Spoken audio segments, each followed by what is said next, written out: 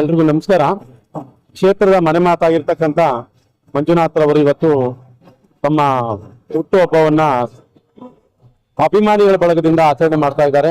ಇವತ್ತು ಈ ಜನಮಾನೋತ್ಸವ ನೋಡಿದ್ರೆ 2028ಕ್ಕೆ ಮತ್ತೊಮ್ಮೆ ಮಂಜಣ್ಣ ಈ ಕ್ಷೇತ್ರದ ಶಾಸಕರಾಗೋದ್ರಲ್ಲಿ, ಕರ್ನಾಟಕ ರಾಜ್ಯ ಸರ್ಕಾರದಲ್ಲಿ ಸಚಿವರಾಗೋದ್ರಲ್ಲಿ ಎರಡು ಮಾತಿಲ್ಲ ಅಂತ ಹೇಳಕ್ ಇಷ್ಟಪಡ್ತೀನಿ.